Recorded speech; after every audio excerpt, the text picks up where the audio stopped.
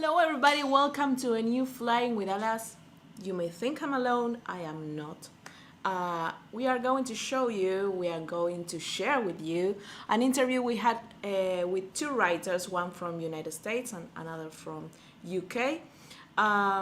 We hope you enjoy this experience with us. They shared their stories, their experience with writing, and a little bit about their lives. So we hope you can learn from them or at least practice some different accents. They are super different.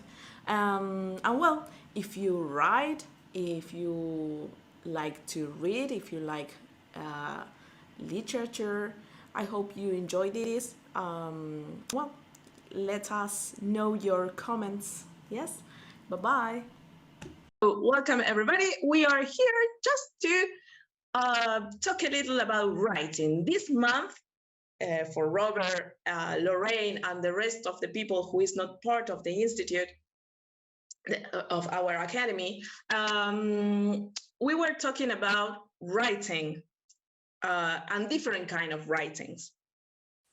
My students are writing now very good stories about crime, passion, a lot of things. So they are writers now.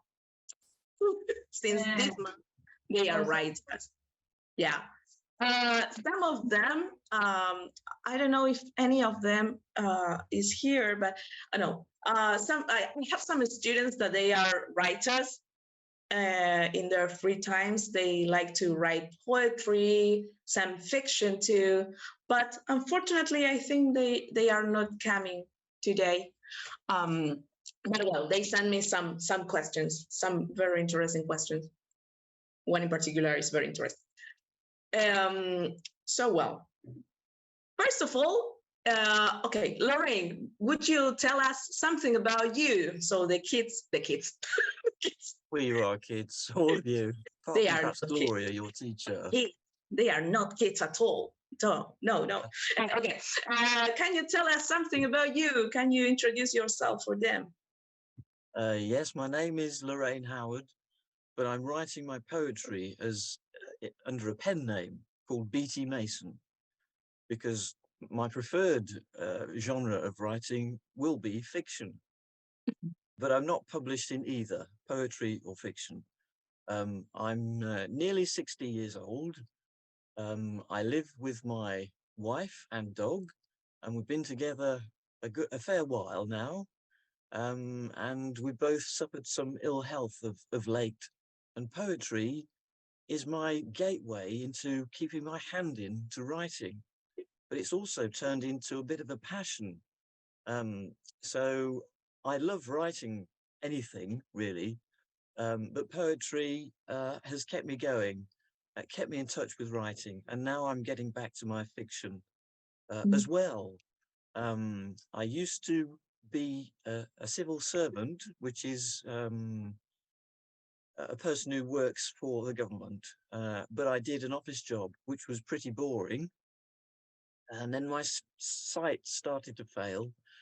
But it wasn't so bad that I couldn't do other work. So I went into healthcare, and I was not an occupational therapist, an activities therapist in an old people's home. And I worked with them and fell in love with some of them. And I've written a poem or poems about that because it was a very informative time of my life. And I think I'm getting a visitor here. If you see somebody, that's my wife behind me. Say hi, say hi. Hi, Helen, they say. Hi. And we always have dogs. We've got one dog called Willow. We recently had Daisy. She was getting on, and we lost her last year. Here we have a dog team and a cat team in this group. Yeah. Yes. I hope they are not at loggerheads ever. So okay. That's roughly me. Perfect. We are going to continue with you. Thank you very much. Lorraine. Robert, what about you? Well, good morning again. I am a retired professor, and for many decades I worked in the fields of child development and education. And I raised my family in the Chicago area. I'm living in an area north of Seattle, Washington right now called Anacortes, which is how I was connected up with your group, because Mhm. the daughter of one of The my neighbors. my neighbors here has been studying and working in Argentina, studying to be a social worker. I think she's a social worker. Yeah. Yes, Yeah, yes, yes. she is, She's- and so that's how I was connected to your group, to your class. But so for many years, my work and my writing was focused on academic questions and issues, and in particular, uh, I did a lot of work with youth apprenticeship in the United States, which is a small but important area within the larger field of what's called youth development.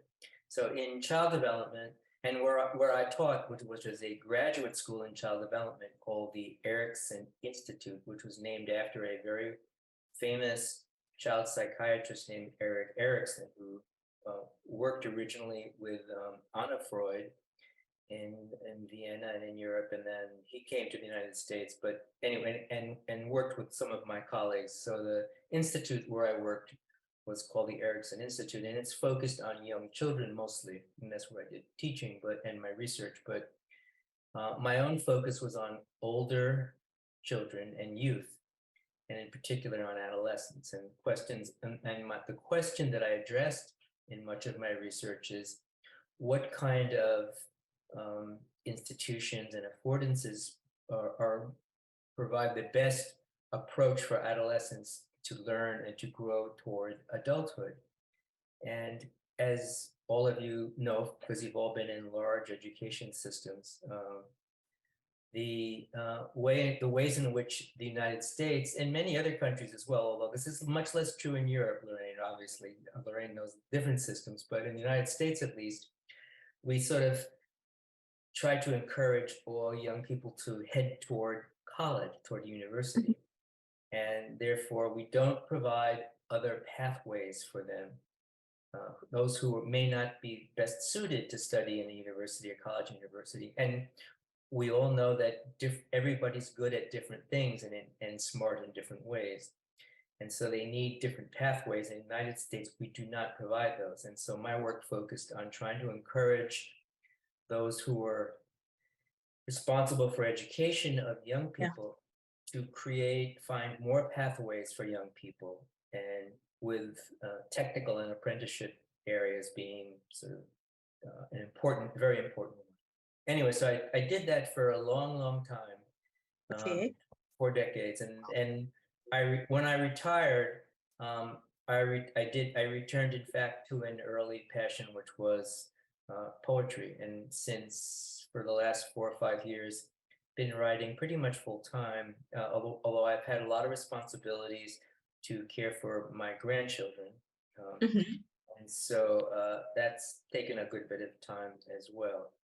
And I'm a widower. My wife died almost 4 years ago now, and she had an unusual or rare illness called scleroderma, which was an autoimmune illness where the body immune system attacks itself. Okay. And I have 2 children, one who's a physician, and she's here almost 40. She's here in Seattle, and that's whose kids I was taking care of, and a son who lives in Chicago. And my son, just to tell you very briefly, I don't want to take up the whole class, created a card game which became very popular in the United States, but maybe, even in Europe, but has not reached Latin America, and it's called Cards Against Humanity. And it's a party game. Yes. Yeah, you've heard of it? Oh, you've heard of it. Yes. You have? I Oh, that's funny. heard about it. Yes. Yes, okay. So anyway, so that's what he does. He developed this game. And that's enough for now, and then we can sort of continue. Here has another name. I will remember and I will tell you later. But I remember I was talking about this game with Zoe, Marina's daughter, because I said, okay, I need this game. And she said, okay, in United States, it has another name and I will bring it to you.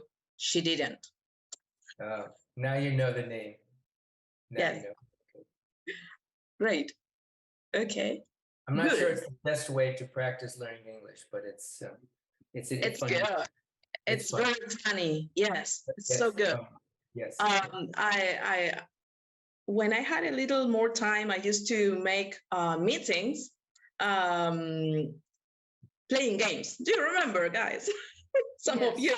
I We remember, used yes. to play a lot. I promise I will be back with more games. I take ideas from all these kind of games in which you have, I don't know, questions or things like that. So good for them to practice. So nice. Yes. I think I need that game. I need it. I will to pirate it.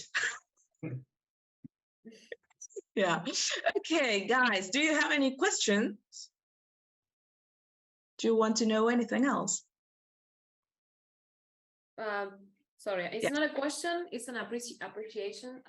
First of all, I found both of your stories really interesting, but I really relate to, in some point, to Robert, because you mentioned that your wife had sclerodermia. My dad had sclerodermia too. It's really curious because it's a unique illness. Thinking the same. Yes. I was thinking the same, and I didn't remember your dad's disease. Yes, the name was sclerodermia too. It was a really long process, and well, he died during the pandemic. But well, it is not for sadness. I think it's curious how we found two persons with. As far as I know, it's a very strange. No. Sorry, what? As far as I know, it's a very strange disease. Yes, it's really rare. I don't know how many cases in the world, but not much. So it's really curious. But well, both of your stories, guys, are really interesting. And and well, I really like how you approach all your life through writing. It's really interesting. So I would like to know about your process.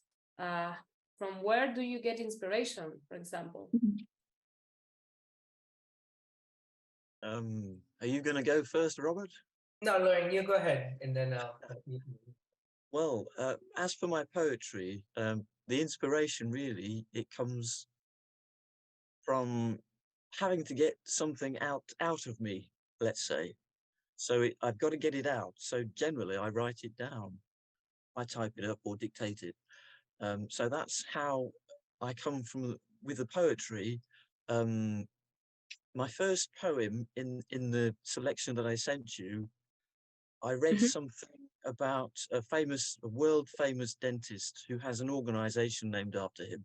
I was so moved and knocked out by what he discovered. I had to write about it, but I fictionalized it because he did a lot of research that is not known about. He hasn't written up, or the results of it are not widely known. So I was so moved to write something. That's what I wrote, and I thought I'll write this as a poem. Eventually, it started off as a short story. So and other things, I've written about being married so long to my wife, and how we both have nearly didn't make it, and that comes from great love and well, sort of suffering as well, because we've both been in ill health and come out the other side. She's much older than me, and we relish every moment that we have left together. And I think I wrote one about the Queen. She's our late Queen, not the present Queen. Yeah. She was unwell at the time, close to death, and it was before her great celebration, Platinum Jubilee. Just before then, I wrote it, And I was moved by the fact that, you know, once she was gone, Mhm. who would we have next? Well, now we know, but at the time I was thinking about her end and how it would change a lot of things. So it Yeah. comes from, my poetry comes from how I feel or react to something. Oh, great. Did you Great. start by journaling, Lorraine, or just Well, I writing try to keep a poems? journal. Oh, I try to keep a journal, but that's not successful because I end up thinking I can't be writing about this, you know, all yeah. the stuff that you have to do. You don't have to write about it, but for some reason I haven't got that art. So I write about things that I feel I have to put down on paper because I never want to forget it. Okay. Very good. I mean, who knows if will have a memory of all these things in the future. But looking back at some things I've written already, I'm thinking, oh, I forgot that. I'm glad I wrote it down. And this is Yeah, in the form of a great. poem. Okay. Great. Great. Great. Great. And you, Okay. Robert? I'm sorry. And you? Where do you get your inspirations from? Yeah. Uh, well, I am, as you can see, if you have looked at this small number of poems I sent, a lyric, what's called a lyric poet. So it's a tradition, it's a particular approach or form. But and as you can also see, the themes that I've written about, which are sort of the larger themes that many poets write about, you know, loss, aging, um, and a little bit of I've written a good bit about the natural world. I hike in a lot because it's very good to hike around here. Um, and then things that are that just come from a momentary experience of either happiness or sadness or amazement, as Lorraine said, things that just strike you and you Mhm. feel like you want to follow the thread. And so the thread starts, and you don't know, at least for me, I don't know usually where it will lead. Um, but I let language lead me, and so I follow the words in the language, and then you begin, at least for me, at least, something begins to take shape, and the structure is important so that poetry has certain structures that constrain, which means that they affect the way in which you can express yourself. Mhm. And so the actual literal structure on the page shapes language and words and ideas. But often, for me at least, one image or idea leads to another. And so I don't really have an idea at the beginning of work on a poem where it's leading. Although I'm, I think that I'm not what's called a language poet who sees language on the page as just this thing in and of itself, which is important. I am, I'm trying to express ideas, feelings, experiences, and occasions, sometimes momentary occasions. So that would be an introduction.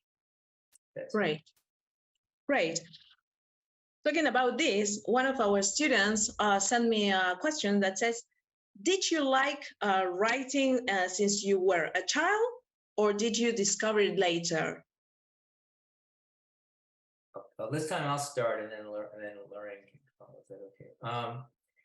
I actually have been writing poetry since I was probably in middle school, junior high school, not yet high school. So, and like many people, you know, you discover these old notebooks. Of course, when I began writing, there were no computers, and I didn't have a typewriter, so I wrote in this spiral notebook, as many young people who begin writing as, you know, youth or children or youth do.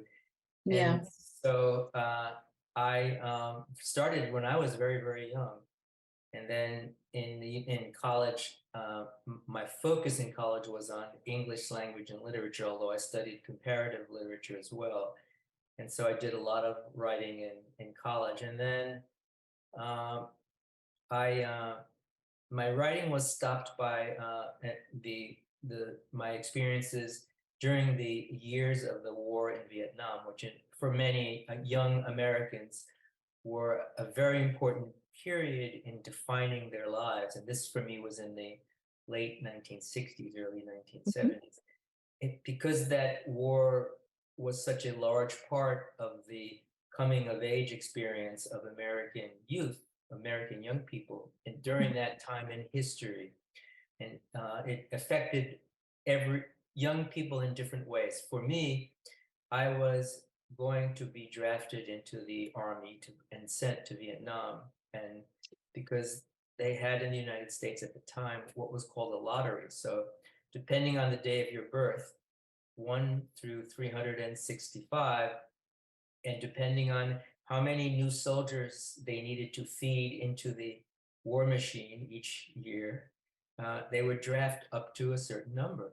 So anyway, I was drafted, but I was able to serve. Instead of serving, I was able to go into the Peace Corps, and I went in the Philippines in the Peace Corps, and changed the direction of my professional interest for a while.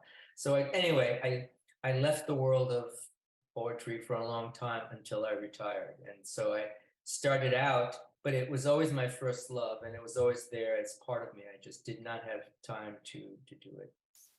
Oh, great. Very good. Thank you. Lorraine, when did you start it with this?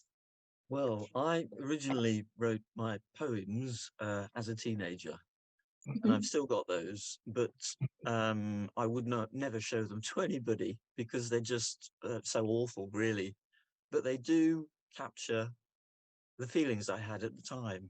So I've kept them for my own personal use, and perhaps I will rewrite them. I do revisit them occasionally, but when these last poem, when I really started writing poetry in earnest was during my degree course, which I started 2012. Took me 10 years to do it. It was English literature and creative writing. Although I wasn't on that course to begin with, I was on a humanities course because I didn't know which art I was interested in really. And I thought I'll go for the whole spread and see what takes my fancy and what I'm good at. And when we got to the creative writing bit, I discovered I was good at writing, not so good at poetry. And I always like a challenge. So I thought, yes, I'll write some more of this poetry. So that's how it started. So that was probably 2014 when I wrote some of my first poems. The first poem I ever wrote was about Stanley Smith, who was a Quaker, and I worked with him at the care home, and I fell in love with an old man.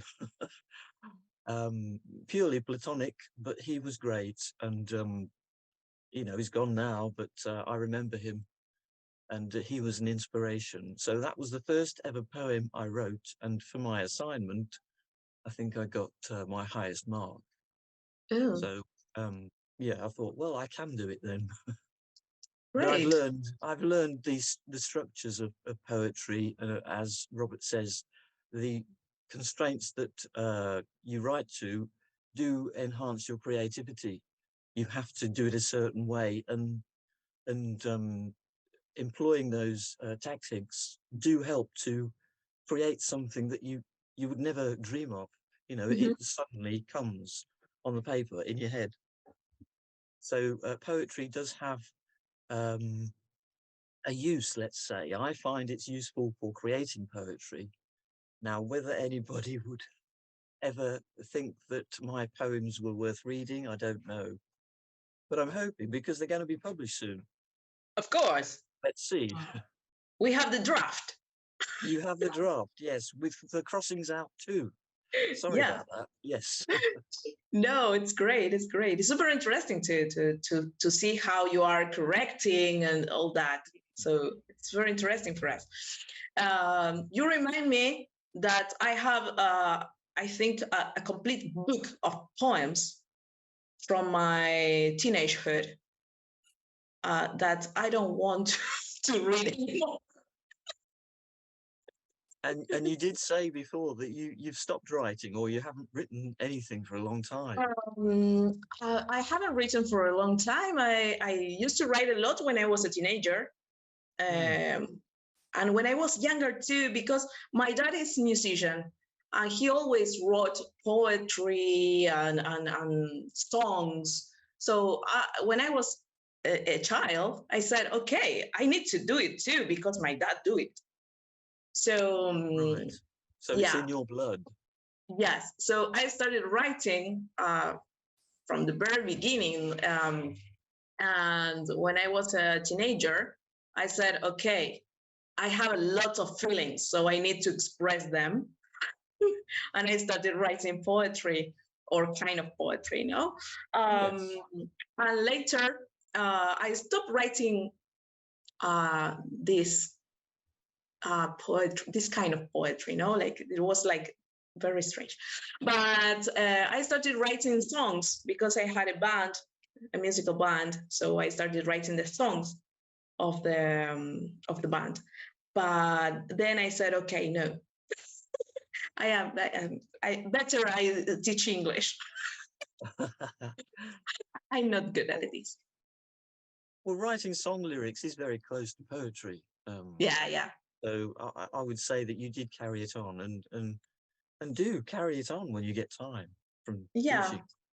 Yes. Whenever I have a lot of feelings that I don't know how to express, I write. And I think most of the people can do that.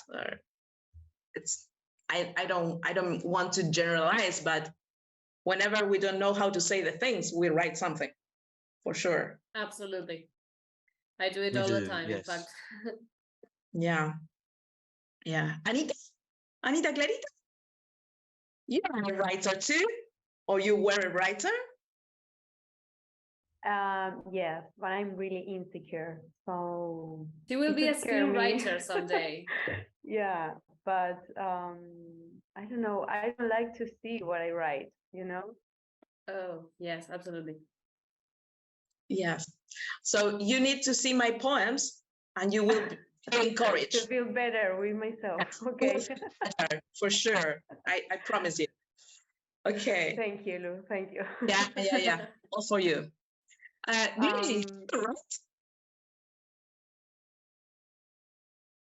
Really, do you write something, Gloria?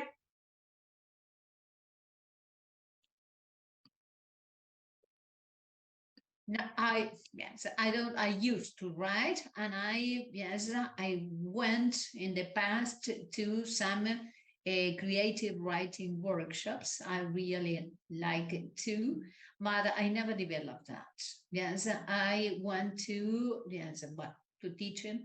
Yes, and I suppose that when I began teaching literature and I saw so many things and so very well written, I said, no, I have nothing to do with these people. As I prefer reading them, it is a pleasure. Yes, avoid that. I do paint, actually. Yes, that is my part, my artistic part. Yes, but that is okay. Yeah, happens the same to me. My students are great writers. Great writers. Yes. They are very creative. Yes, they are. That's good. Yes, they are. Yes, okay, I have another question for you from another student. She said, how much time do you spend writing?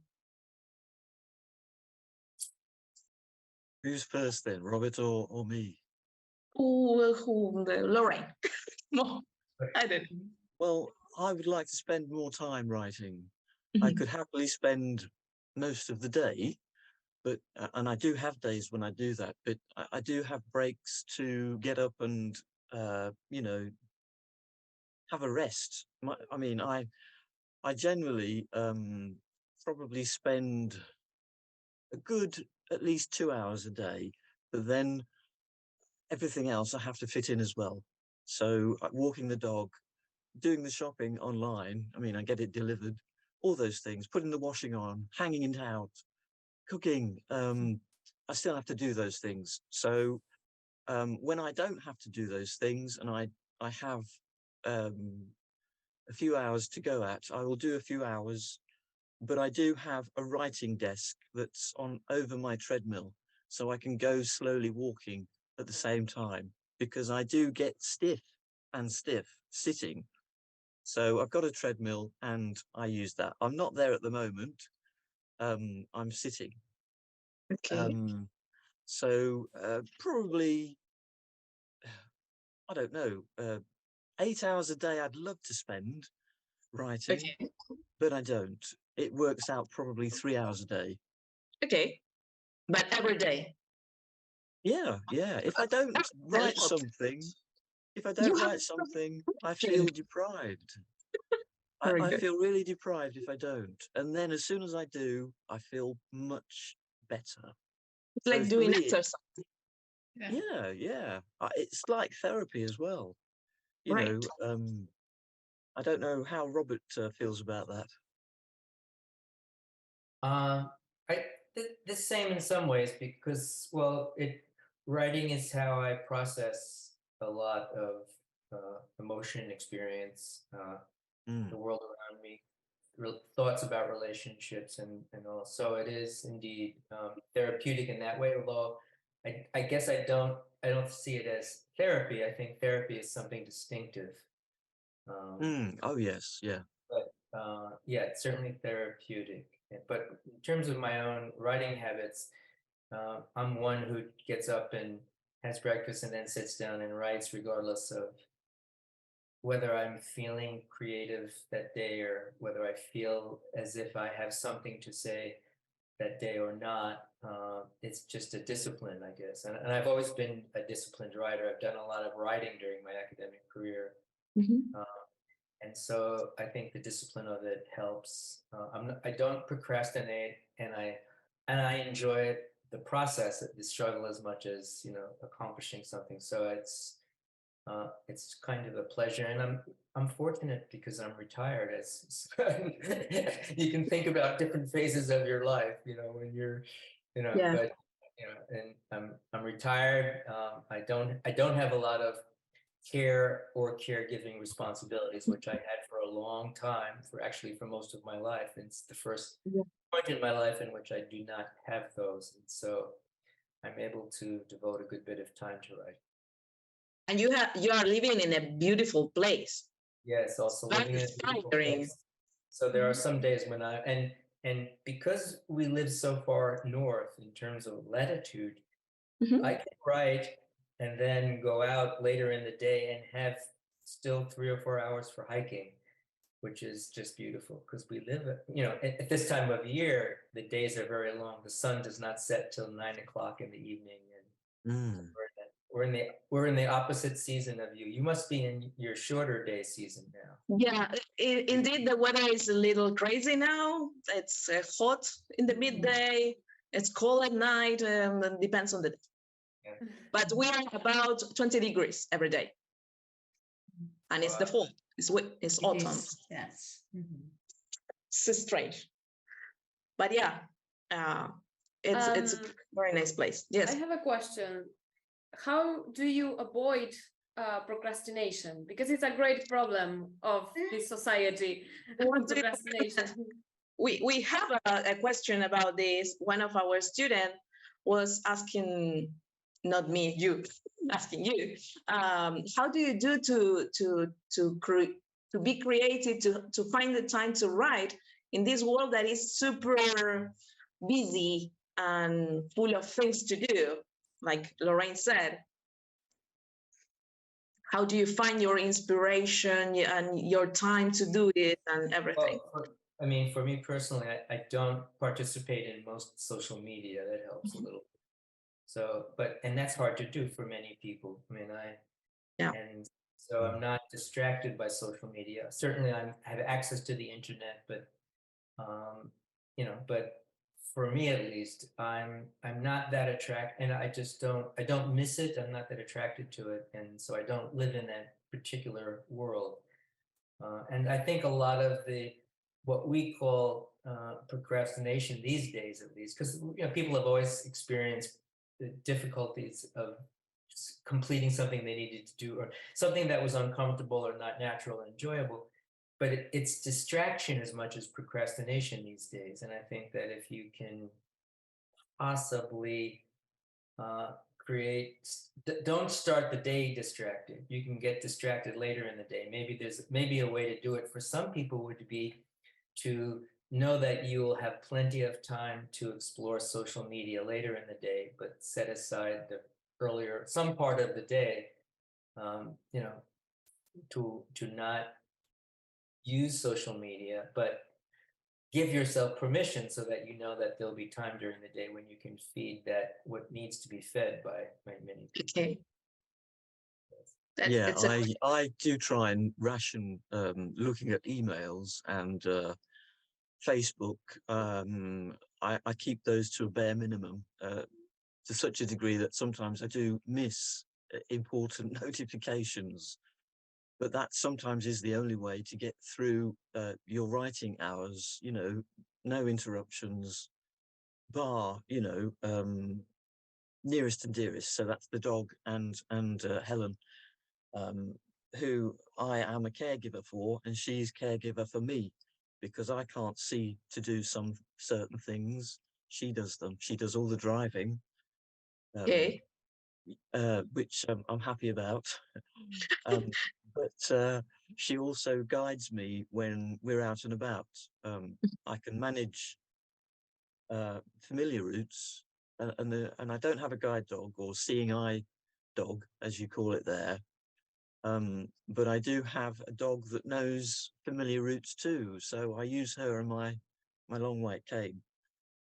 So I make a special effort to get out every day. That's not a distraction. That is good time out just to see or meet with people who are also generally other dog walkers. Yeah. Oh, So the dog walkers, we are amazing. So you have a dog too? Yes, I have a dog. She's not so kind with the rest of the people and dogs, but doesn't matter. I have the chance to talk with people sometimes. But yes, procrastination. I tend not to procrastinate because when I'm thinking about what I'm going to write, I can do that when I'm sitting anywhere, and I do. I can't do it when I'm walking because I have to concentrate.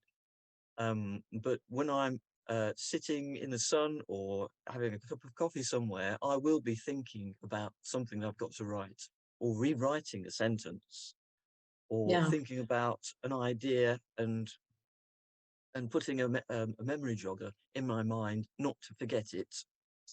And generally, I don't forget them.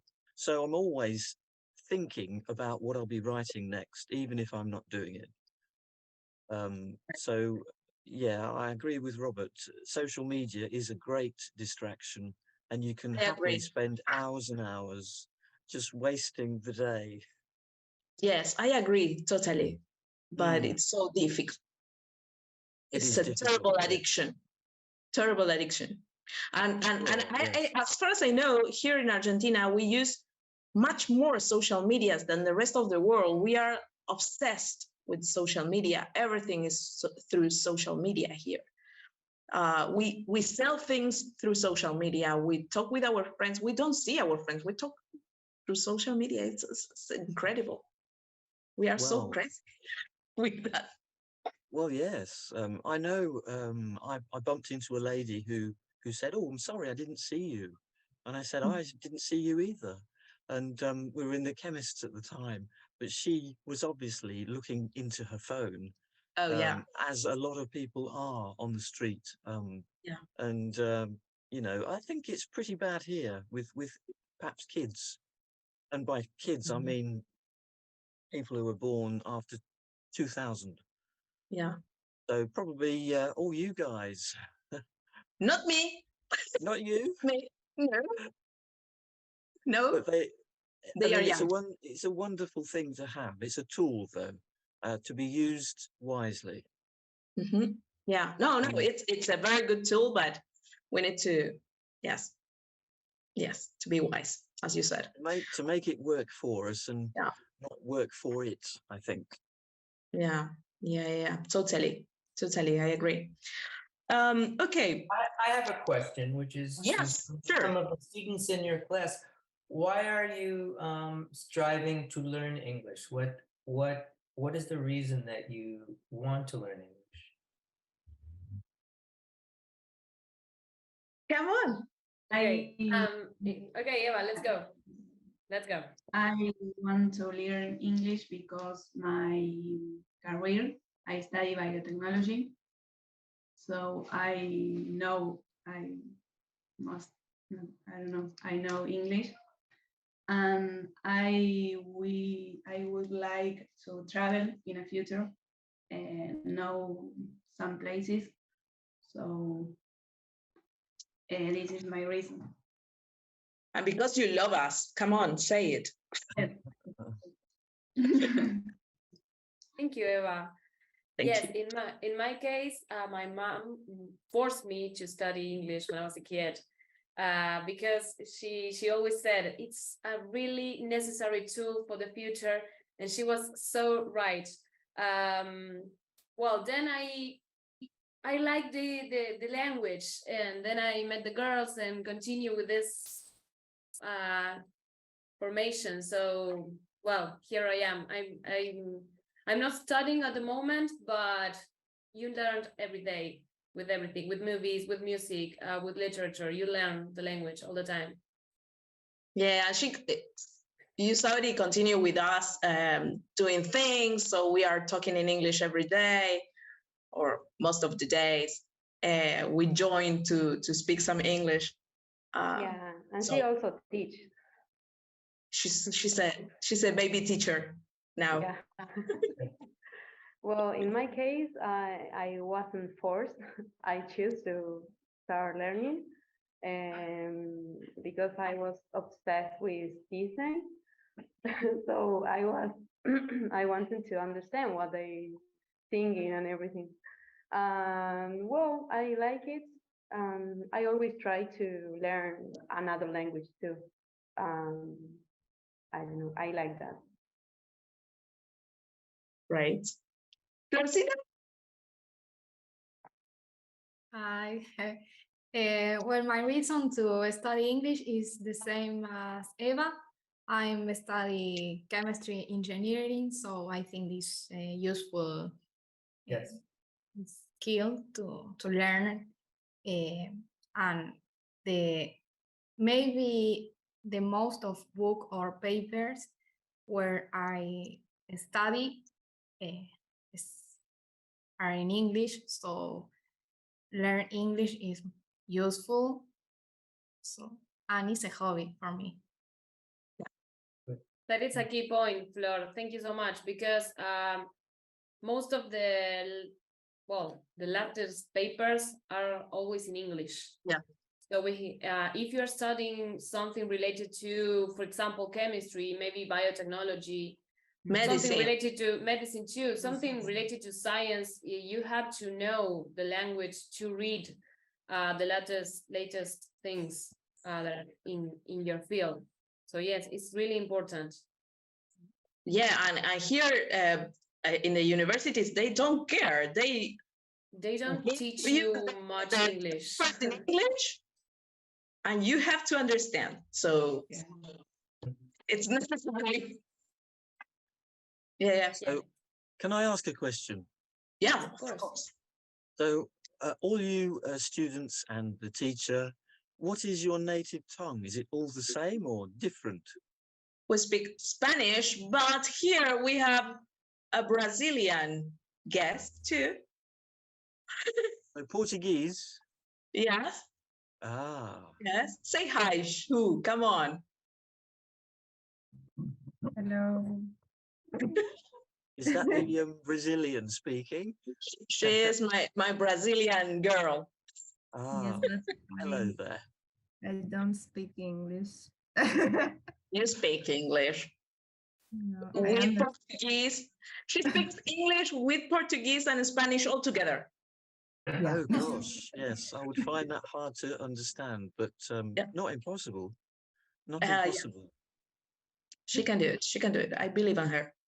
Are you studying or living or both in Argentina now? What are you doing? Above, I studied medicine and I live in Argentina.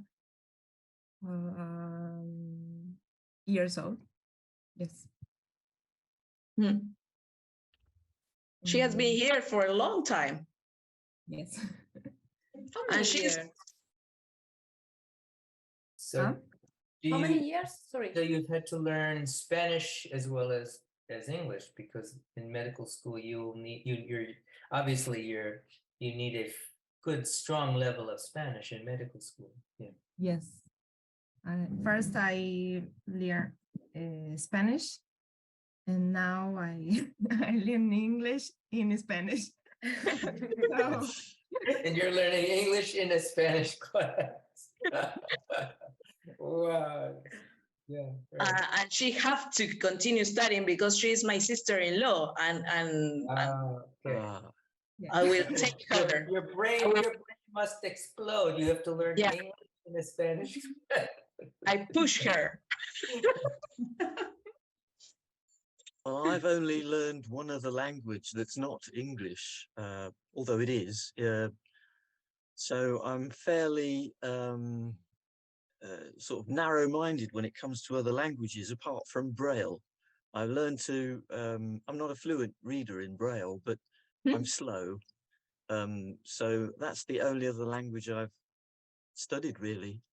And I suppose it's hard. It's hard to learn. It's hard to learn, but it's useful to know, because I tend to use it not for long stories, poetry, because it's easier. A short poem is going to take me half an hour to get through. Okay. But yeah, Braille's useful for medication packets, just to make sure I'm taking the right one or dishing out the right one. Right. So I really respect people who have another language or two other than their mother tongue, because you've got, presumably in translation, some things get lost and also changed about.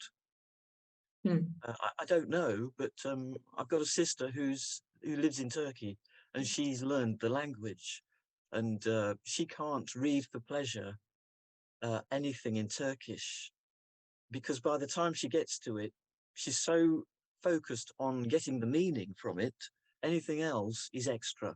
That hasn't happened for her yet, but I'm sure it will eventually. And she tends to read shorter stories, not poetry so much.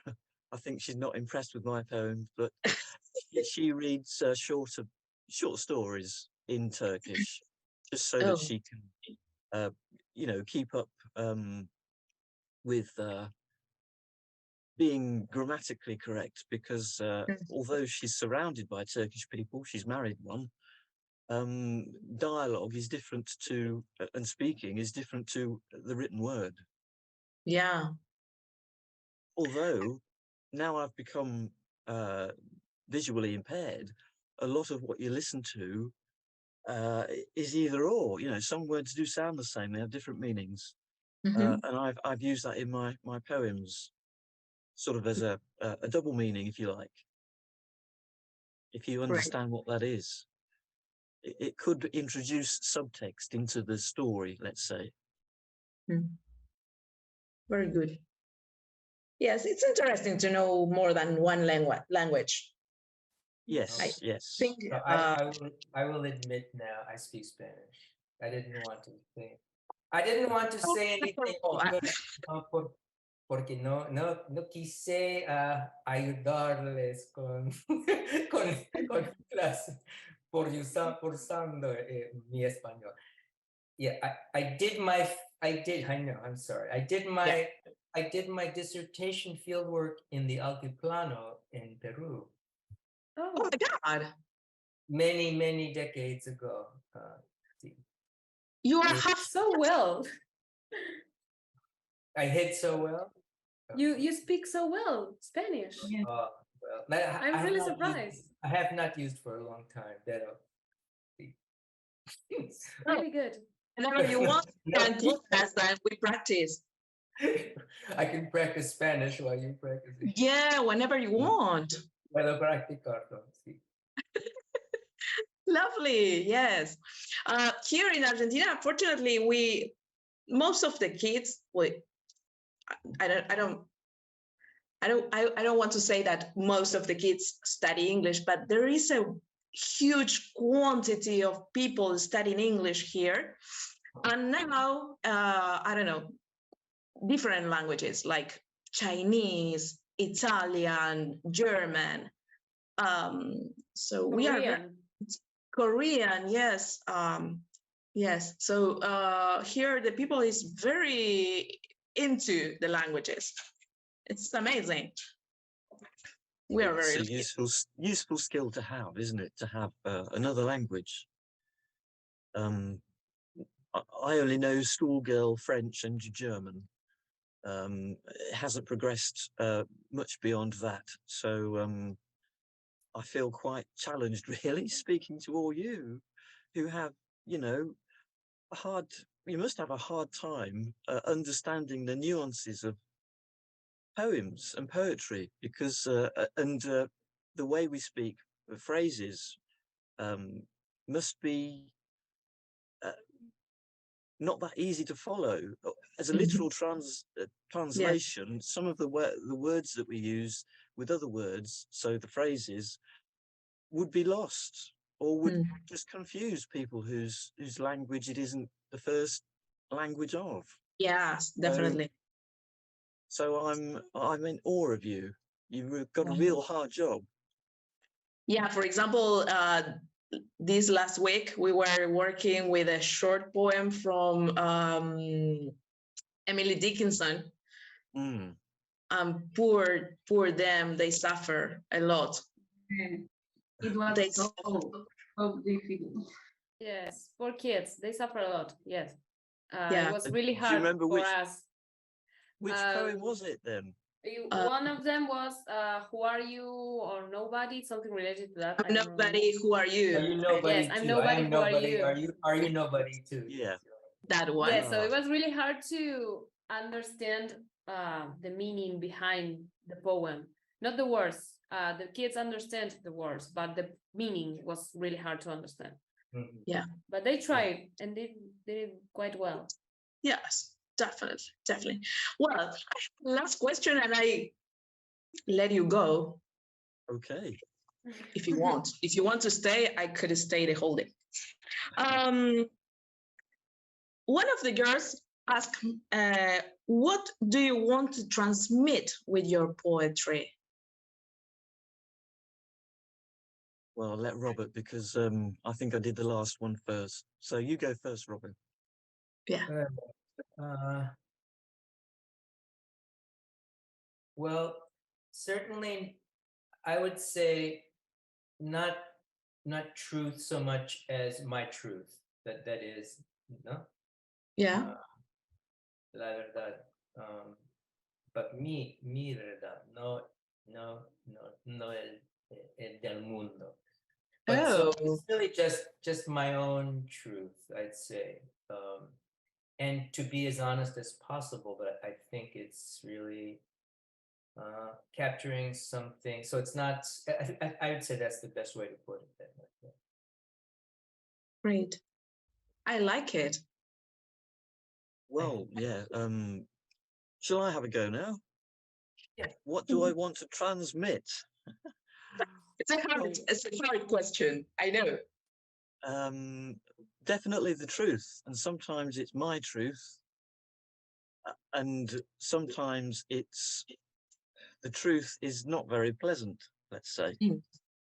And when I thought about writing this book of poems, the real impetus in getting it published is to actually be a voice for my sister, because there are two poems in there that are about her.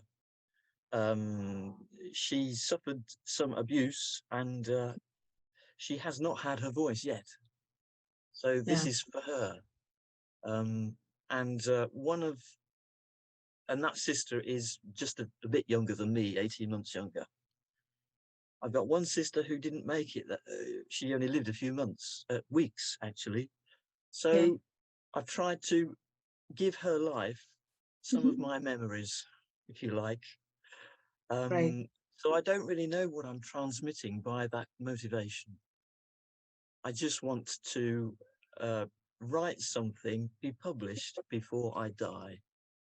And I think when you have that on you, your mortality is looming, let's say, as it did last year when I was very ill. And now I'm past that. But who knows what the future holds? It does galvanize you. It makes you do things and not procrastinate, and just get on with it, because you know that if this life is all there is, there's not much left of it.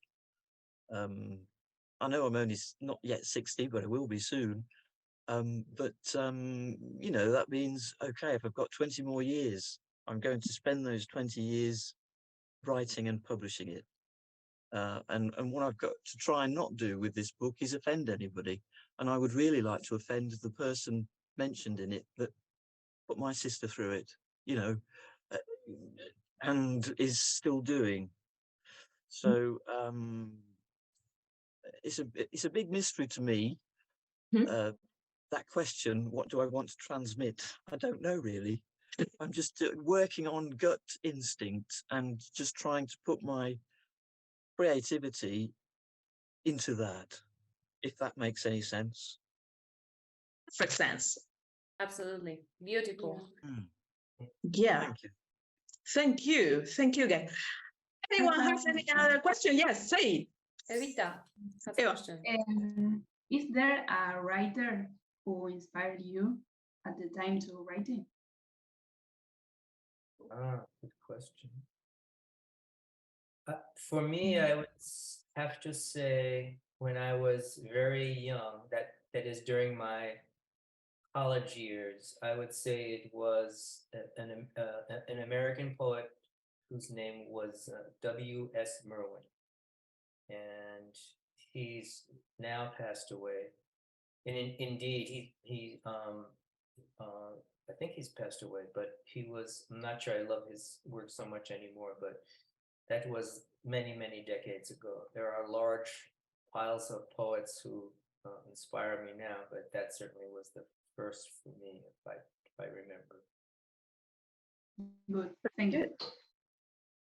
I've been inspired. Well, Elizabeth Bishop is a recent discovery, and she lived in South America somewhere. I don't think it was Argentina, but she is a poet that I admire. But before her, my poets probably ranged on Spike Milligan, who is also a comedian, he's now dead, and also a musician, and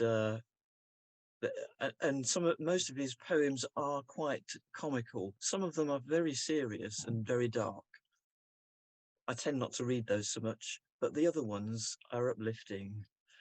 I like Roald Dahl, some of his horrible poetry. Pam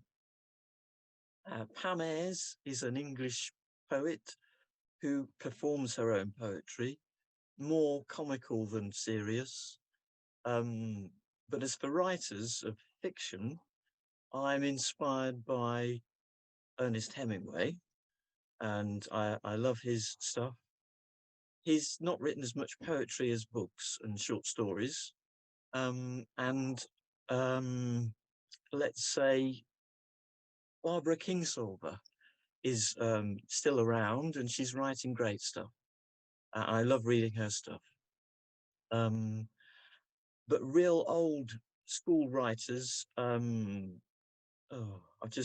it's just his name escapes me, but he wrote War of the Worlds and lots of stuff from that. Can't think of his name, and he's very famous. H.G. Wells. That's it, H.G. Wells. How can I forget that? H.G. Okay. Wells, yes, his stories are great. Oh, and Charles Dickens, without a doubt. So, I Oh, mean, I don't. in England, you have very good writers. Well, Very good. yeah. And I don't know much about maybe American writers. I know some from the college. yeah, But Gloria here showed me a world of literature. So right, yes. many of the writers you are mentioning, I knew because of her. I know many Latin American poets. Can you tell me an Argentinian poet that you would recommend for me to read? Come on, guys.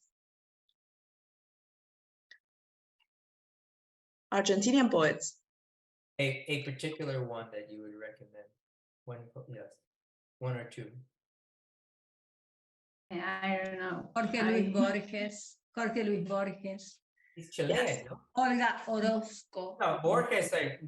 I read quite a bit of his writing. I thought he was Chilean. He's Argentinian. He's Argentinian. Oh, that's right, because he wrote so beautifully about Buenos Aires. Yes. Borges is one of my favorite poets, and I try to read him in English and Spanish. Yes. I didn't. That's right. You're right, because he wrote about Buenos Aires. That's right. Yes. Yeah. Yes. And there are many poets who experienced the difficult period during the 60s and 70s. Which of those poets maybe come to mind? Yes. Those more than poets in those times, I suppose that you have more singers. Singers, Yes. right? Who was that? Was that an Argentinian singer who was taken into the stadium and his fingers were cut? Who was that? For example, yes, you're going to have some as Mercedes Sosa. Yeah. Or, yes. I can't remember, but generally, yes, you have lots of people who were, who had to go away because Maria Elena Walsh. Maria Elena Walsh, yes. How can I forget? Yes, if you have the opportunity, yes, read her. She has a lot of her poems, songs, and besides. For example, she is very, very, very good. And she is impossible to equal in what is songs for children. Yes, she is excellent. Yes, and her story is amazing. Yes. Maria Elena Walsh, we really recommend you. Yes. Maria Elena Walsh. Everything. Right. She has for children and books for children. There are stories for children that are very, very good, but she has a lot of poems and songs for adults too. Yeah. Yes. I will look her up. Yes. If you want to hear something strong, Oración a la Justicia, it's a very good song or poem. But it's not for kids. It's not for kids. No. But it's great. I love her. Yeah. Right. As soon as I get off from you, I will go and look her up. Yeah. And if you need, I can send you. It's okay. I can send you things. Right. If I can't find her, I will. Yeah. Good. Okay. Any other question? Anything else you want to know or? Oh, Robert, you mentioned a poet, W.S. Morrow, did you say? Merwin, M-E-R-W-I-N. Merwin, W.S. Merwin. Merwick, okay. Merwin, yeah. Merwin, yeah. I will look him up as well. So thank you. I've got some new interest to. You have a lot of things to read now. Okay, cool. Yeah. What a wonderful class. I would like to. Thank you very, very much for this. No, thank you. It's been a pleasure to sit in with writers and pick your brains and know what you're up to. So all the best with your English studies And Thank you. thank you for entertaining me. Thank you. Thank you. Thank you. Whenever you want, you are invited to do something again. Yeah. Yes, we love to do the things. I particularly, I love to give them the opportunity to have this contact with the language. It's not so possible or normal to have two writers, one from United States and the other from England at the same time. So for us, the accent you have listening to it at the same time is hard. I know they are suffering a little, but it's super. You are enriching our language or our Well, learning. it's lovely to listen to you as well, because Thank you. I think when you are writing poetry, capturing a voice, not just personality, but how it's said as well, is important. And I've enjoyed listening to all you Thank people. you. Thank you. Thank you. So thank you very much, Lorraine. Thank you very much, Robert. Hope to see you again. And thank you, the rest of the people here that I love you so much. Thank you very much. Yeah. Thank you. Thank you, and thank you Okay. for sharing your life. Yeah. No, that's great. You'll next time we do it, I'll have to know more about you. Okay. Okay. That would be Okay. nice. Be Yes. prepared, guys. Be prepared. Yeah. Yes. All right Thank you then. so much. Thank you. You Thank take care. Cheerio. you. You too. You too. Goodbye. Have a nice Thank you. day, Bye. guys. See you.